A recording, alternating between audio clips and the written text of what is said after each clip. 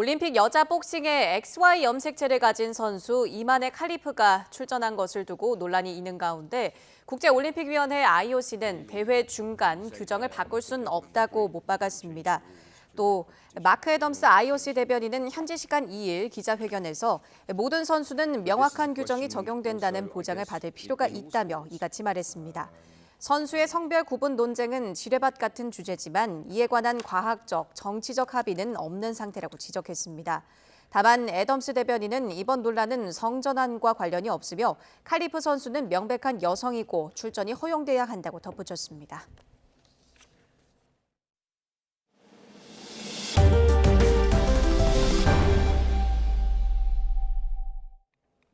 카멀라 해리스 미국 부통령이 민주당 대선 후보로 공식 선출됐습니다. 미국 민주당 전국위원회는 이틀간 진행한 호명 투표에서 해리스 부통령이 대선 후보가 되기 위한 전체 대의원 과반을 확보했다고 발표했습니다. 민주당은 해리스가 흑인 여성이자 서남아시아계로는 최초로 양대 정당 가운데 대통령 후보가 됐다고 밝혔습니다. 민주당 전국위원회 의장인 제이미 해리스는 해리스 부통령의 대선 후보 지명은 오는 5일 호명 투표가 모두 끝난 뒤 공식화될 것이라고 말했습니다. 해리스는 대의원 표결이 마감된 뒤 후보 지명 수락 연설을 할 예정입니다. 미국 민주당 대선 후보로 확정된 카멀라 해리스 부통령이 지난달 3억 1천만 달러, 4,200억 원을 모금해 도널드 트럼프 전 대통령의 1억 3,870만 달러를 2배 이상 앞질렀습니다. 해리스 대선 캠프는 모금액 상당수가 소액 기부라며 이 같은 선거자금 모금 실적을 공개했습니다. 해리스 캠프는 보도자료에서 3억 1천만 달러 모금액은 올 대선에서 월간 기준으로 가장 큰 규모라면서 이 기록적인 모금액의 3분의 1은 처음 기부한 사람들로부터 나온 것이라고 밝혔습니다. 해리스 캠프는 7월 모금 결과 현재 선거자금으로 총 3억 7,700만 달러를 보유하고 있다고 밝혔고 트럼프 캠프는 누적 3억 2,700만 달러를 보유하고 있다고 공개했습니다. 해리스 캠프는 대선 자금을 260곳 이상의 선거사무소를 운영하고 1,400명 이상의 선거운동원을 경합주에 배치하는 데 사용하고 있습니다. 유럽연합 EU 집행위원회가 도널드 트럼프 전 미국 대통령의 재집권 가능성에 대비해 전담 대응팀을 만들었다고 영국 파이낸셜 타임스가 현지 시간 2일 보도했습니다. 보도에 따르면 이 전담팀은 트럼프 전 대통령이 오는 11월 미국 대선에서 승리할 경우 미국의 무역과 안보 정책 변화가 유럽에 미칠 영향을 평가하고 대처 방안을 마련하는 역할을 합니다. 또 미 민주당 대선 후보가 된 카멀라 해리스 부통령이 당선될 경우 EU에 미칠 영향과 대응책도 살펴봅니다. 전담팀은 EU 집행위 사무총장실 주도로 무역과 경쟁, 외교 사안 등을 다루는 소수의 관련 부서 직원들로 구성됐습니다. 미국의 지난달 일자리 증가폭이 예상에 크게 못 미치면서 경기 하강 우려가 커졌습니다. 미국과 유럽 증시는 큰 폭으로 떨어졌고 오는 9월 미국 기준금리 인하가 빅스텝으로 이뤄질 거란 전망이 힘을 얻고 있습니다. 보도에 김도원 기자입니다. 미국의 7월 일자리 증가폭이 전달 대비 11만 4천 명을 기록한 것으로 나타났습니다. 직전 12개월 평균인 21만 5천 명에 크게 못 미치는 건 물론 전문가 예상보다도 30% 이상 적었습니다. 실업률은 4.3%로 전달보다 0.2%포인트 높아졌습니다. 미국 정부는 과열됐던 노동시장이 정상화되는 거라며 경제는 여전히 성장세라고 주장했습니다. Again, the overall indicators are not consistent with recession. 114,000 jobs last month is still, higher than the last administration had 7 months of less than 100,000 jobs. 하지만 시장의 반응은 차가웠습니다.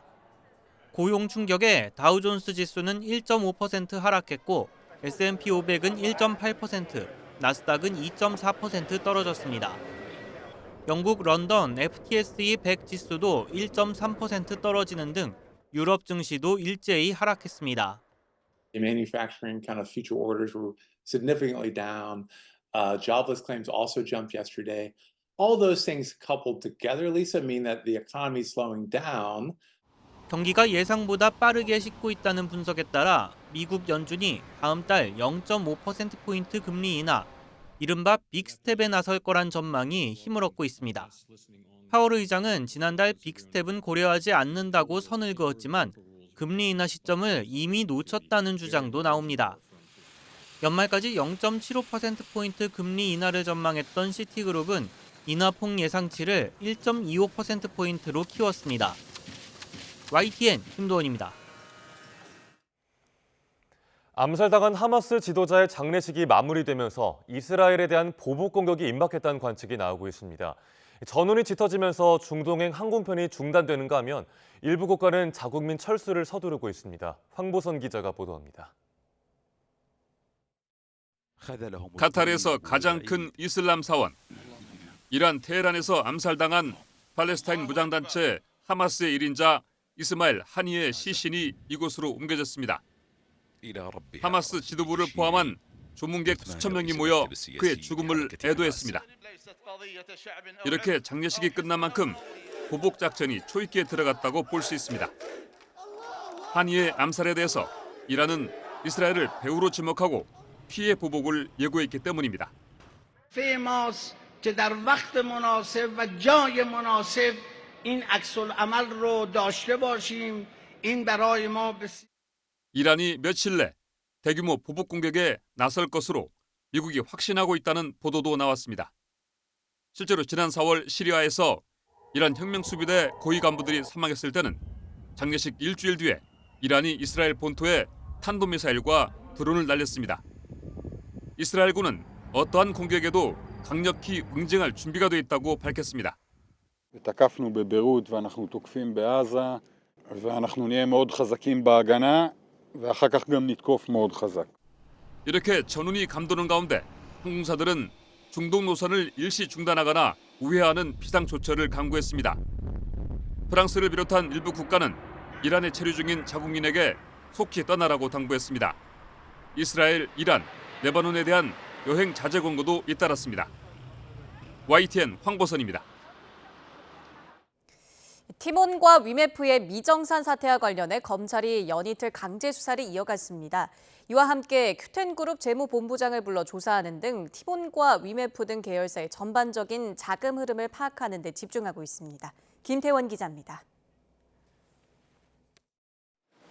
검찰이 미정산 사태와 관련해 티몬과 위메프, 큐텐 테크놀로지 사옥을 다시 찾아 재무 회계 자료를 확보했습니다. 앞서 이들법인과 구영배 큐텐그룹 대표 등 경영진 자택까지 10곳을 한 차례 압수수색했는데 추가 강제 수사에 나선 겁니다. 검찰 관계자는 확보할 자료가 많은 만큼 당분간 압수수색이 더 이어질 가능성도 있다고 전했습니다. 검찰이 이렇게 증거 확보에 공을 들이는 것은 큐텐그룹 내부의 자금 흐름과 미정산 대금의 행방을 확인하기 위해서입니다.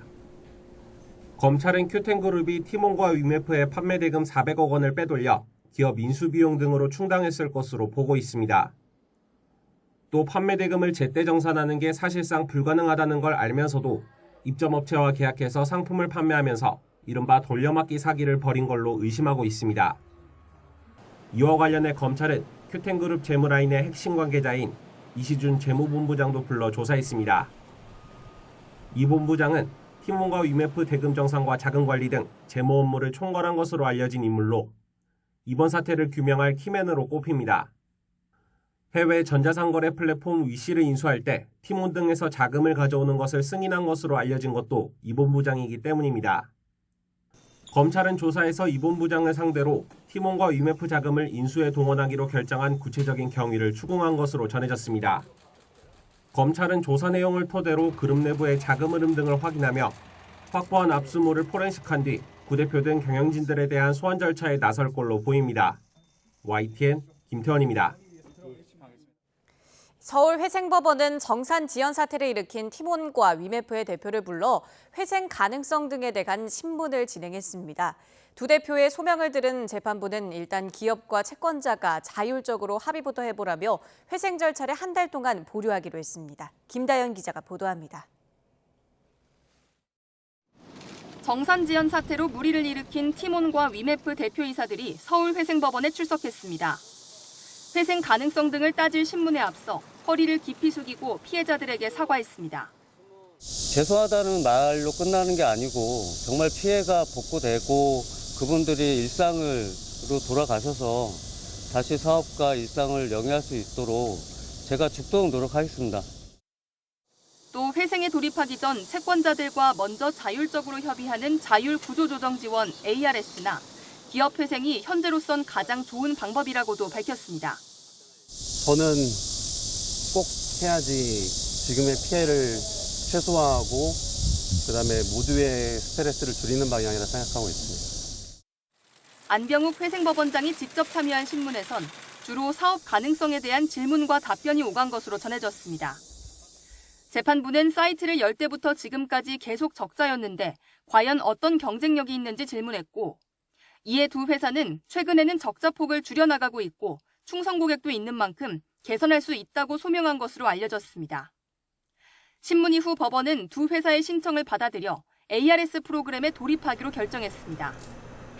기업과 채권자들이 자율적으로 협의할 수 있도록 한 달의 시간을 주기로 한 건데 이 기간 회생 절차 진행은 보류됩니다. 보류 기간은 1개월 단위로 최대 3개월까지 연장될 수 있습니다. 여기서 합의점이 도출된다면 법원 회생 절차에서 벗어나게 되지만 협의에 실패한다면 법원이 절차 개시 여부를 최종 판단합니다.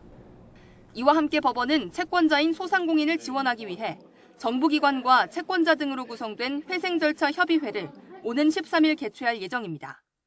YTN 김다현입니다. 이진숙 방송통신위원장이 임명된 지 이틀 만에 국회에서 이 위원장 탄핵소추안이 가결됐습니다. 이 위원장이 건강상의 이유로 국회 현안 질의에 나오지 않은 것을 두고 여야의 날선 공방도 이어졌습니다. 이준혁 기자가 보도합니다. 6개 야당이 공동으로 낸 이진숙 방송통신위원장 탄핵소추안이 발의 하루 만에 국회에서 가결됐습니다. 여당은 본회의장을 나가 표결에 참여하지 않았습니다. 총 투표수 188표 중 가 186표, 부 1표, 무효 1표로 가결되었음을 선포합니다.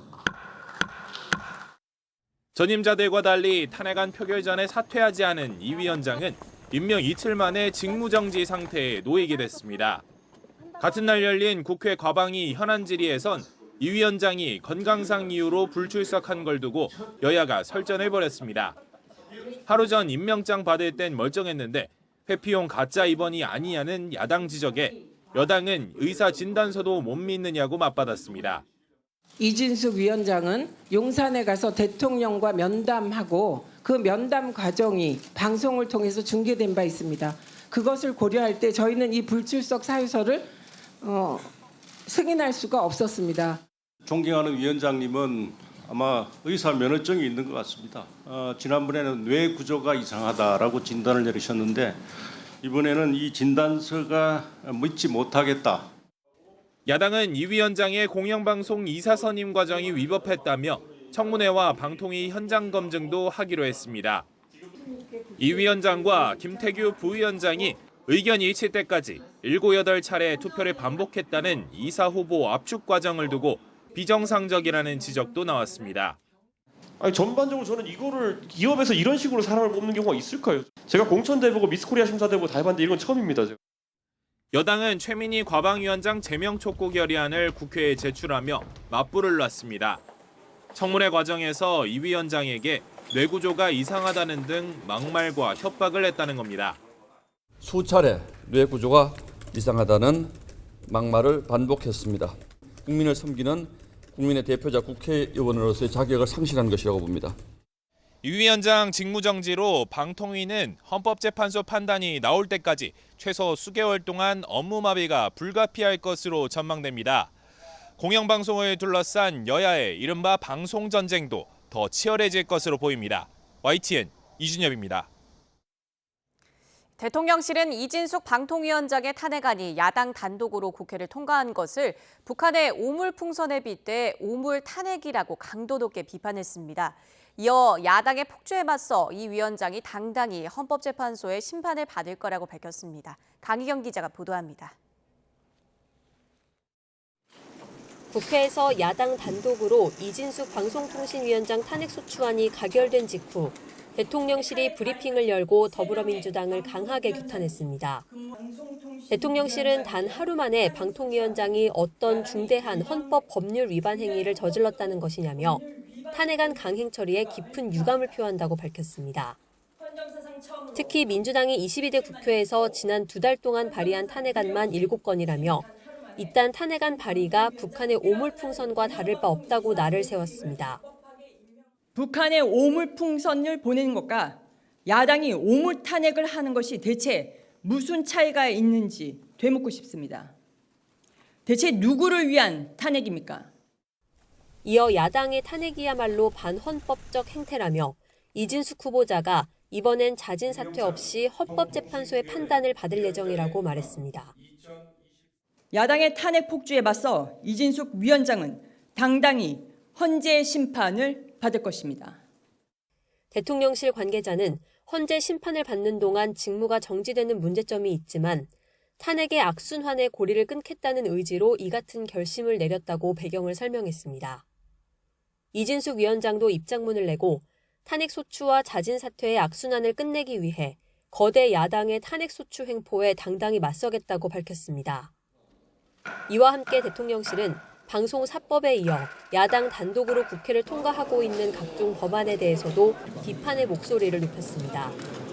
25만 원 지원법은 국회가 법률을 통해 행정부의 예산을 강제한다는 점에서 위헌 소지가 있고 노란봉투법은 불법 파업 조장법으로 불릴 만큼 아우성이 거세다고 지적했습니다. 대통령실은 위헌이나 위법 소지가 있는 법안에 제2요구권을 행사하는 건 대통령의 의무이자 책임이라고 강조했습니다.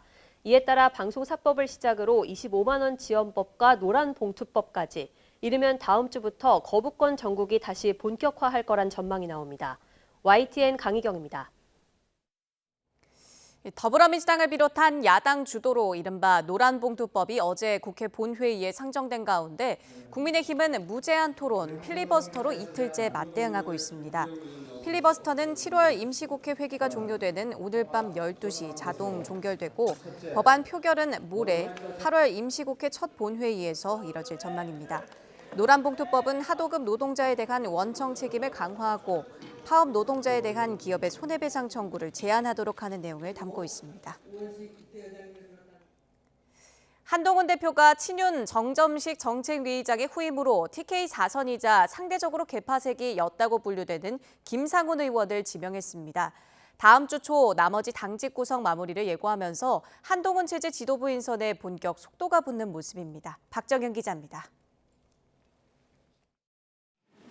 전임 정점식 의장 사퇴 하루 만에 발표된 신임 정책위의장엔 대구 4선 김상훈 의원이 이름을 올렸습니다. 여야 대치 속 중책을 맡아 어깨가 무겁지만 민생 현안 법안 처리에 매진하겠다고 각오를 밝혔습니다. 동시에 집권 여당으로 윤 정부가 성공하는 길에 힘을 보태야 한다며 당내 화합을 강조했습니다.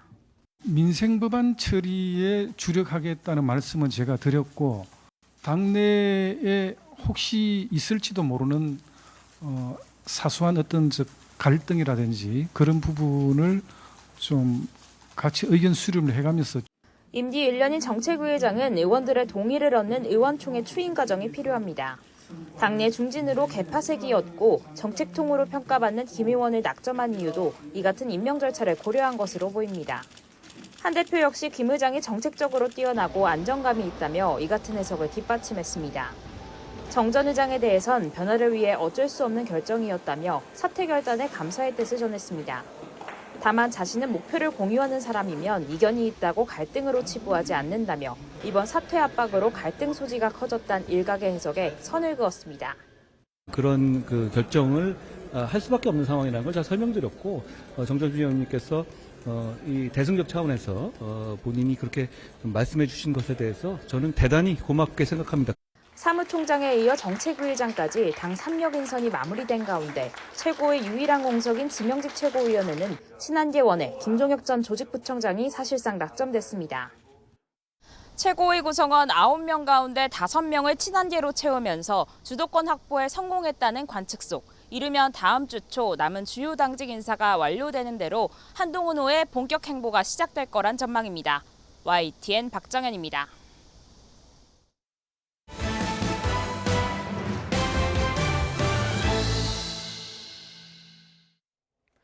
어제 저녁 경기도 고양시에서 퇴근길 버스가 앞차를 들이받으며 구중 추돌 사고가 일어나 9명이 병원으로 옮겨졌습니다. 또 광주광역시에서는 열대야에 2시간 가까이 전기 공급이 끊겨 시민들이 큰 불편을 겪었습니다. 밤사이 사건 사고 소식 배민혁 기자가 전해드립니다.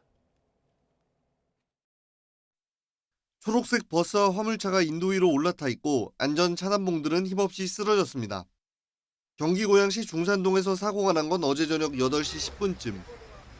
버스가 신호를 기다리던 승용차를 들이받고도 멈추지 않으면서 차량 9대가 잇따라 부딪혔습니다. 이 사고로 20명이 다쳐 이 가운데 9명이 병원으로 옮겨졌습니다. 사고를 낸 60대 버스 기사는 급발진을 주장한 것으로 알려졌습니다. 캄캄한 저녁, 아파트 안에 불이 켜진 집을 찾아볼 수 없습니다. 광주광역시 남구 노대동 일대에서 정전이 일어난 건 어제 저녁 7시 10분쯤. 2시간가량 전기 공급이 끊기면서 냉방기는 물론 엘리베이터까지 멈춰서자 아파트 단지 6곳, 3,000세대에 가까운 주민들이 열대야의 불편을 겪었습니다. 일부 주민들은 차를 가지고 밖으로 나가신 분들도 계시고요. 저 같은 경우는 내일 출근을 해야 되니까 어디 가지도 못하고 또 집에 또 애완동물이 있어가지고 차에서 1시간 20분 정도 에어컨 틀고 있다가 한국전력공사는 고압전선의 과부하로 전력 공급이 끊긴 것으로 추정하고 있습니다. 서울 오류동에서는 승용차 2대가 부딪혀 80대 남성이 병원으로 옮겨졌습니다. 경찰은 다친 남성이 운전하던 승용차가 신호를 위반해 사고가 난 것으로 보고 정확한 사고 경위를 조사하고 있습니다. YTN 배민혁입니다. 어제 오전 10시 10분쯤 전북 정읍시 금붕동에서 도로 바깥에 서 있던 차가 갑자기 끼어들며 달리던 SUV 차량을 들이받았습니다. 이 사고로 SUV 차량이 도로 옆 논밭으로 떨어지며 전복돼 운전자 60대 여성이 숨지고 함께 타 있던 70대 남편이 다쳐 병원으로 옮겨졌습니다. 경찰은 사고를 낸 차량 운전자 70대 여성을 교통사고 처리법상 치사 혐의로 입건하고 정확한 사고 경위를 조사하고 있습니다. 고층 건물에서 60대 유리창 청소 노동자가 추락해 숨지는 사고가 났습니다. 서울 금천경찰서는 지난달 31일 오후 1시 20분쯤 가산동에 있는 지식산업센터에서 65살 청소 노동자 A씨가 추락해 숨진 사건을 조사하고 있습니다. A씨는 56m 높이의 주차장에서 장비를 옮기다 떨어져 변을 당한 걸로 파악됐습니다. 사고 당시 본격적인 작업 전 준비 단계여서 안전줄을 착용하지 않은 상태였던 걸로 전해졌습니다. 경찰과 노동당국은 작업을 중지하고 정확한 사고 경위를 조사하고 있습니다. 어제 새벽 서울 도심 한복판의 지하보도에서 여성 환경미화원이 흉기에 찔려 숨지는 일이 벌어졌습니다. 경찰은 4시간 만에 범인을 긴급 체포했습니다. 한때 노숙 생활을 했던 범인은 피해자가 자신을 무시한다고 생각해 범행을 저질렀다고 말했습니다. 이현정 기자가 보도합니다. 숭례문 근처의 지하보도. 한창 사람들이 오갈 출근 시간이지만 경찰 통제선이 쳐져 있습니다. 이곳에서 몇 시간 전 흉기 난동 사건이 벌어졌습니다. 새벽 4시 50분쯤 70대 남성 A씨가 60대 여성을 흉기로 찌르고 달아났습니다. 피해자를 발견한 경찰과 구급대가 심폐소생술을 하며 병원으로 옮겼지만 1시간여 만에 숨졌습니다. 피해를 흥분하고 여자 신발인 것 같은데 조금 하는데 딩구딩구하고 경찰들이 있더라고. 그래서 통제하고 있더만 엄청 시끄럽더라고요. 피해자는 중구 용역업체 소속 환경미화원이었습니다. 평소처럼 새벽 일찍 지하보도를 청소하러 나왔다 참변을 당한 겁니다. 알 수가 없어요. 전혀 말이 없어요. 무슨 윤인사 정도만 하고 지나가요. 나오실 때가 됐는데 안 온다고 지금 그러고. A씨는 달아난 지 4시간 만인 오전 8시 50분쯤 경찰에 긴급 체포됐습니다. CCTV 영상을 분석해 추적에 나선 경찰은 범행 장소에서 불과 1km가량 떨어진 쪽방촌 근처 골목에서 A씨를 붙잡았습니다. 한때 노숙자였던 A씨는 지금은 동자동 여인숙에 사는 것으로 조사됐습니다.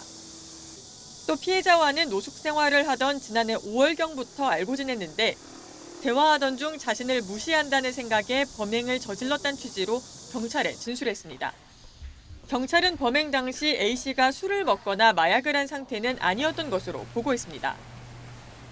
경찰은 A씨의 행적 등을 분석해 정확한 범행 경위를 조사할 방침입니다. YTN 이현정입니다. 인천의 한 아파트 지하 주차장에서 발생한 전기차 폭발 화재 여파로 물과 전기가 끊겨 수백 세대 주민들이 불편을 겪고 있습니다. 경찰과 소방은 합동 감식을 벌여 정확한 화재 원인을 찾고 있습니다. 임예진 기자입니다. 사방이 컴컴한 주차장, 까만 재를 뒤집어 쓴 차량이 늘어서 있습니다. 철골만 가까스로 남은 모습도 여기저기 눈에 띕니다. 주차된 전기차에서 시작된 불은 삽시간에 인근 차량으로 번져 8시간 20분 만에 진화됐습니다. 불이 꺼진 지 17시간이 지났지만 여전히 열기와 탄내가 가득합니다. 차량들은 이렇게 형체를 알아볼 수 없을 정도로 완전히 녹아내렸습니다. 차량 40여 대가 완전히 불에 탔고 열에 손상되거나 그을린 차량도 100여 대에 이릅니다. 차가 전소된 차량 바로 얼마 안 된 곳에 제 차가 주차돼 있어가지고 제 차가 일단 많이 녹았어요. 지금은 제 차량이랑 제 바이크랑 저희 누나 차가 다 그쪽에 있어가지고 걱정을 많이 했죠. 화재 여파는 주민 일상생활까지 바꿔놨습니다. 480여 세대의 전기가 끊기고 물도 나오지 않는 상황. 급하게 몸을 피하거나 구조된 주민들은 지자체에서 마련한 임시 대피소에서 밤을 지새워야 했습니다. 지금 이불이며 옷이며 다 까만 분진에 쌓여 있고 아무것도 전기, 수도 하나도 안 들어. 저희도 그냥 올라가서 급한 짐만 당장 챙겨 내려왔습니다. 소방과 경찰은 전기차 업체와 함께 합동 감식을 벌여 화재 원인을 조사하고 있습니다. 불이 난 전기차 주인은 며칠 전부터 차량을 세워둔 것으로 알려졌는데 경찰은 CCTV 분석을 통해 진위를 파악하고 있습니다. 이런 가운데 전기차 보급량이 늘면서 전기차 화재 발생도 해마다 증가하고 있습니다. 전기차는 일반 내연기관 차보다 불이 날 위험이 큰 데다 한 번 나면 진압도 쉽지 않습니다. 이 때문에 전기차 화재 주요 원인 중 하나인 배터리 과충전에 특별히 주의해야 한다는 지적도 나옵니다. 안전 마진이 없는 가득 과충전 시킨다 이렇게 얘기를 하는데 그러다 보면은 이 배터리 셀 자체가 견딜 수 있는 강도가 굉장히 취약해진다는 거기 때문에 특히 화재를 방지해주는 가장 좋은 방법은 한 10%, 20%를 남기고 충전해 주는 거예요. 지하 주차장은 화재 시 연기 배출이 잘 되지 않고 진압 장비 진입도 쉽지 않아 큰 불로 이어질 수 있는 만큼 미리미리 대비가 필요해 보입니다. YTN 임혜진입니다. 일본도로 이웃 주민을 살해한 혐의를 받는 남성이 마약 간이 시약 검사에서 음성 판정을 받았습니다. 서울서부경찰서는 어제 살인 혐의를 받는 30대 남성 A씨의 마약 투약 여부를 확인하기 위해 간이 시약 검사를 실시한 결과 음성이 나와 국립과학수사연구원에 정밀감정을 의뢰했다고 밝혔습니다. 경찰은 또 A씨의 병원 진료 기록을 확인한 결과 현재까지 정신병력으로 볼 만한 자료는 확인되지 않았다고 설명했습니다. 천만 유튜버 쯔양에 대한 공갈 방조 혐의 등을 받는 유튜버 카라큘라가 구속됐습니다. 검찰은 이른바 사이버 레커들이 과거사를 빌미로 쯔양을 협박하고 돈을 요구했다는 의혹에 대한 수사에 속도를 낼 걸로 보입니다. 표정우 기자가 보도합니다. 자신을 비롯한 사이버 레커들이 과거사를 빌미로 쯔양을 협박하고 돈을 요구했다는 의혹이 불거지자 사실이 아니라고 부인했던 유튜버 카라큘라. 유튜버 은퇴까지 선언했습니다. 저는 결코 쯔양님을 협박하여 돈을 갈취한 사실이 없습니다. 다만 절대로 협박을 공모하거나 또는 돈을 받거나 그러한 사실은 전혀 없습니다. 하지만 공갈 혐의로 고발당한 카라큘라는 유튜버 구제혁이 쯔양을 협박해 돈을 뺏으려는 걸 알면서도 방조한 혐의로 사전 구속영장이 청구됐습니다. 취재진을 피하려는 듯 법원 청사가 아닌 검찰청의 비공개 통로를 통해 법정에 입장한 카라큘라. 결국 구속영장이 발부됐습니다. 앞서 지난달 26일 구속된 유튜버 구제혁과 주작감별사에 이어 카라큘라까지 영장이 청구된 사이버 레커 3명 모두가 구속됐습니다. 이에 따라 검찰은 사이버 레커들의 이른바 쯔양 협박 사건 수사에 속도를 낼 것으로 보입니다. 검찰은 또 쯔양이 협박, 강요, 명예훼손 등의 혐의로 가로세로 연구소 김세희 대표를 고소한 사건도 고소장 접수 사흘 만에 배당하며 본격 수사에 나설 것으로 보입니다. 앞서 가세현 측은 남자친구의 강요로 유흥업소에서 일했다는 쯔양의 해명이 거짓이라는 취지의 주장을 했고 사실이 아니라며 부인한 쯔양 측은 도를 넘는 사적 제재로 피해가 극심하다며 법적 대응에 나섰습니다. YTN 표정우입니다.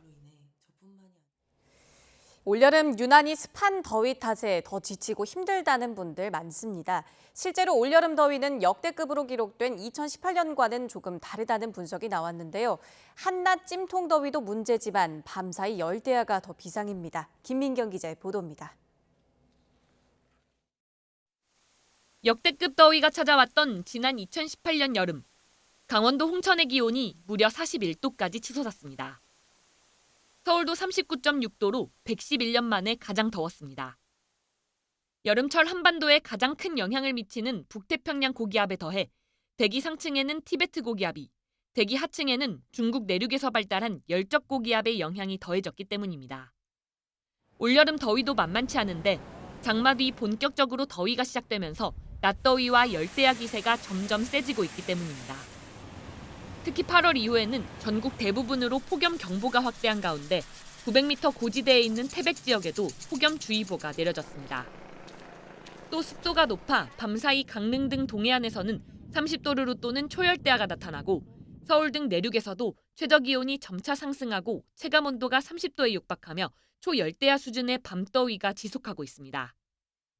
전문가들은 올해 여름은 높은 습도와 누적된 열기 때문에 전국 평균 열대야 일수가 평년이나 2018년에 비해 빨리 증가하고 있다고 밝혔습니다. 서태평양의 해수면 온도가 높아지면서 뜨겁고 습한 북태평양 고기압이 평년보다 더 발달했기 때문입니다. 우리나라 주변의 남쪽 해역으로는 바닷물의 온도가 다른 시기에 비해서 높게 형성이 되어 있습니다. 기후적으로 반복되는 라니냐 패턴의 단상이기도 하고 게다가 온난화의 영향이 가세한 것일 수가 있는데요. 공기층이 두꺼워져서 고기압이 잘 발달하는 데다가 그 가장자리에 놓인 우리나라로는 무더운 수증기가 잘 유입되고 있는 상황입니다. 2018년이 불볕더위로 최악의 폭염이 기승을 부렸다면 올여름은 폭염이 최악으로 치닫기보다는 열대야가 새로운 기록을 세울 가능성이 크다는 분석입니다. 기상청은 열기가 쌓이면서 서울 등 내륙 곳곳에서 다음 주말까지 20일 이상 열대야가 지속할 걸로 예상했습니다. 잠 못 드는 밤이 길어지는 만큼 밤 사이에도 선풍기와 에어컨으로 실내 적정 온도를 조절하고 수분 섭취를 충분히 하는 등 철저한 대비를 하는 것이 중요합니다. YTN 김민경입니다. 이렇게 폭염의 열대야까지 밤낮 없이 푹푹 찌는 날씨에 전력 사용량도 크게 늘고 있습니다.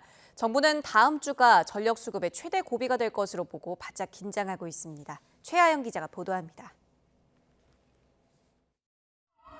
아파트 전체가 불이 꺼진 채 칠흑 같은 어둠에 갇혔습니다. 가마솥 더위가 기승을 부리던 지난 1일 저녁, 부산 남천동 일대에 전기 공급이 끊겼습니다. 신호등부터 가게 일부까지 다 정전이 됐거든요. 지금 되게 덥잖아요. 그래서 저희가 다 에어컨을 켜고 다 지금 멈춰져 있는 상태라. 지난달엔 경기도 김포에서 대규모 정전이 발생해 900여 세대가 열대야와 싸워야 했습니다. 밤낮 없이 푹푹 찌는 더위에 전국 곳곳에서 정전이 잇따르고 있습니다. 최근 3년 동안 공동주택에서 발생한 정전 사고는 모두 716건이었는데 이 가운데 절반 이상이 7월과 8월에 몰렸습니다. 대개는 갑자기 늘어난 전력 수요가 원인입니다. 기록적인 더위 속 5일부터 9일 오후 5시에서 6시 사이가 전력 수요의 최대 고비입니다. 산업계가 휴가를 마치고 본격적인 생산 활동에 들어가면서 전력 사용량이 눈에 띄게 늘 것으로 예상되기 때문입니다. 게다가 더위의 습기까지 한증막 같은 날씨가 이어지면서 냉방 수요도 최고조에 달할 것으로 전망됩니다.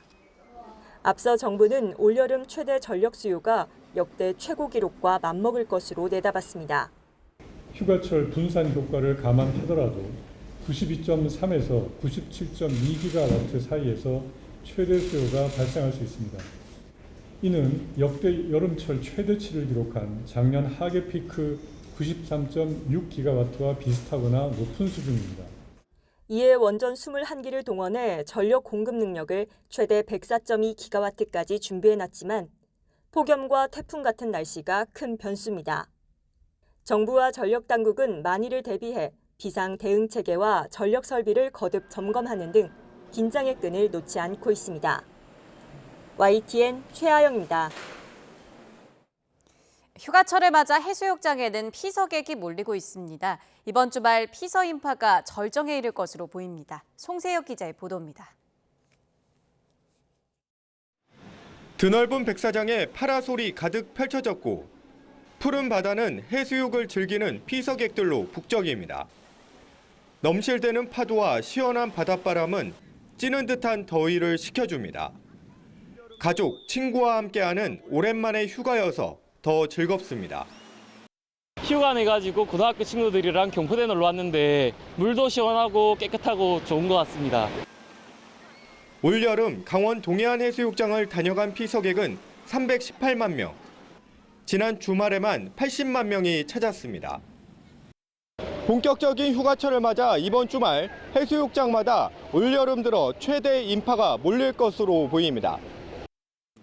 피서가 절정에 이르면서 안전사고 예방도 비상입니다. 강원 동해안 해수욕장에는 수상안전요원 590여 명이 배치됐고 대규모 해수욕장은 빠른 물살이 먼바다 쪽으로 흐르는 이른바 이안류를 실시간 감시하는 체계를 운영합니다. 또 해수욕장 15곳에 상어 출몰을 막기 위한 그물망이 설치됐고 해파리 퇴치도 수시로 이루어집니다. 상어 퇴치기도 설치하고 해파를 방지 위해서 전문 인력도 투입하고 장비도 투입해서 안전하게 관리하고 있습니다. 되풀이되는 바가지 요금 단속도 강화됩니다. 강원도는 오는 16일까지 해수욕장 파라솔과 튜브 대여 요금 등을 집중적으로 점검할 방침입니다. YTN 송세혁입니다. 국가보훈부가 올해 광복 79주년을 앞두고 일제강점기 순국한 독립영웅들의 한복을 입은 모습을 복원해 공개했습니다. 빛바랜 죄수복이 아닌 고운 한복을 입은 영웅들의 모습을 복원한 건 이번이 처음입니다. 김문경 기자가 보도합니다. 1919년 3.1운동을 주도한 뒤 일본 헌병에 붙잡혀 서대문 형무소에서 순국한 유관순 열사. 후손들에게 각인된 마지막 모습은 죄수복을 입은 빛바랜 흑백 사진입니다.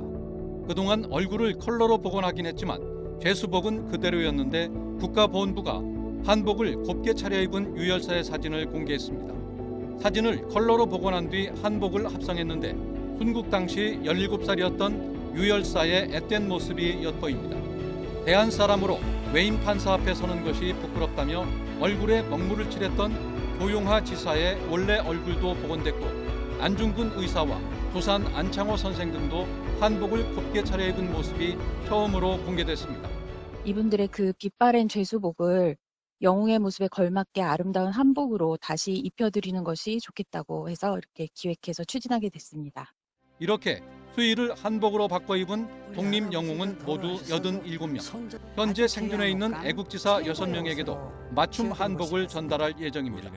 이분들이 살아계셔서 광복을 맞이하셨다면 어떤 옷을 입으셨을까 하는 고민을 많이 했었습니다. 그분들의 마음을 담아서 아주 귀한 옷감, 최고의 옷으로 지어드리고 싶었습니다.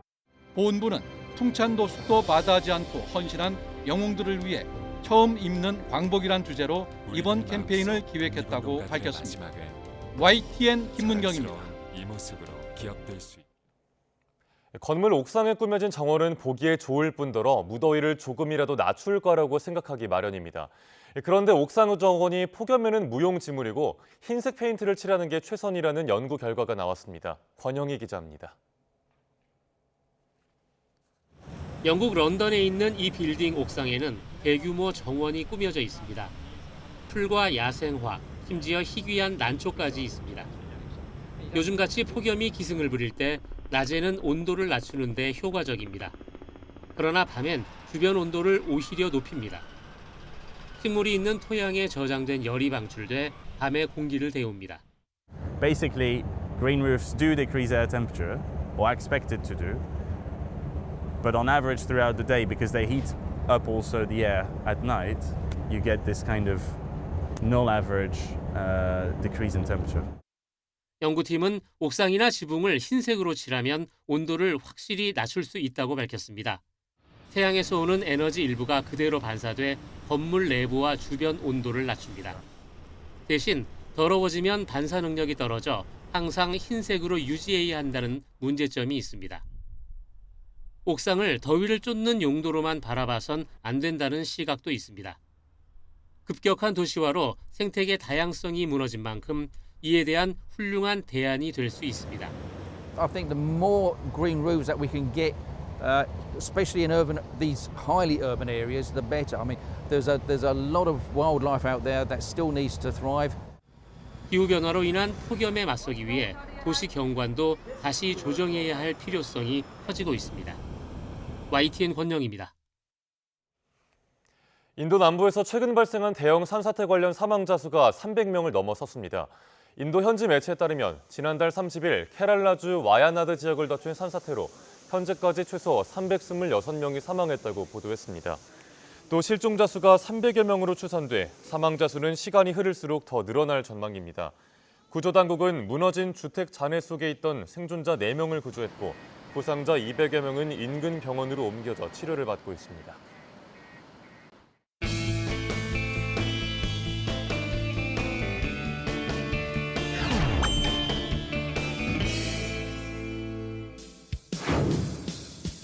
찌는 듯한 더위를 피해서 시원한 강변과 바닷가에는 물놀이 인파가 들끓고 있는데 휴식과 건강을 위해 바람직한 일입니다.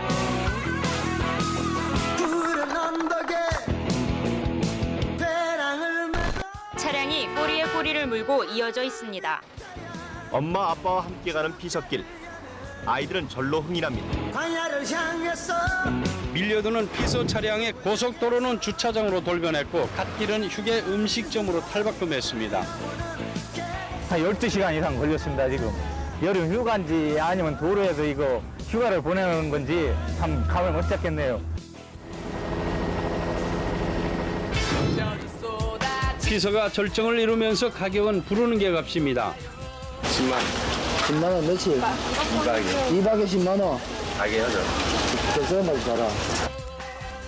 항의하는 피서객은 방을 구하지 못하고 보기 좋게 쫓겨납니다. 가자. 얼마 달라고요? 7만 원. 잘 모르겠어요. 참을성 깊은 피서객들도 예산을 벗어나는 터무니없는 바가지 요금에 결국 분통을 터뜨리고 맙니다. 30만 원 잡고 왔는데 이거 지금 쓴 돈만 해더라도 거의 뭐 한 40 가까이 썼어요. 숙박난, 교통난 등 매년 피서철만 되면 되풀이되어 온 불편은 올해도 피서객들이 감수해야 할 것으로 보입니다. 최근 내국인 관광객의 감소세가 심상치 않습니다. 올여름 해외여행을 계획한 휴가자 비율은 23.4%로 전년보다 5.9%포인트 늘었다. 국내 여행이 꺼려지는 이유를 묻는 설문조사에 72%가 갑자기 올리는 바가지 숙박요금 때문이라고 답했다. 정부는 주요 피서지 바가지 요금 근절에 민관이 협업을 통해 총력 대응에 나서기로 했다.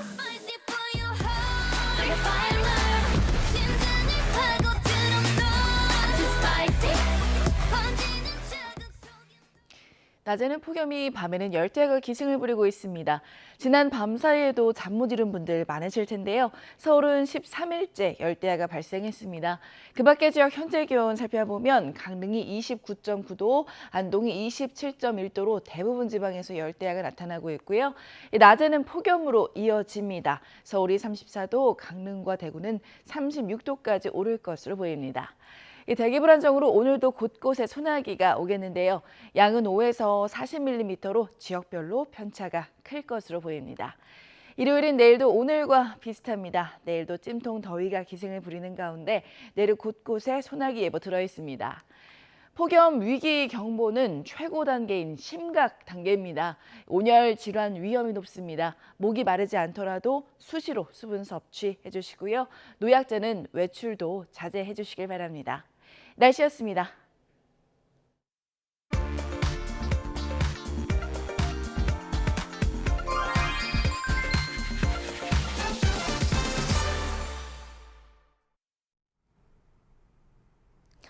이번 주말 어디로 떠나시든 시간적인 여유를 넉넉히 두셔야겠습니다. 토요일과 일요일 모두 지난주보다 40만 대에서 많게는 60만 대가량의 차들이 더 이동할 텐데요.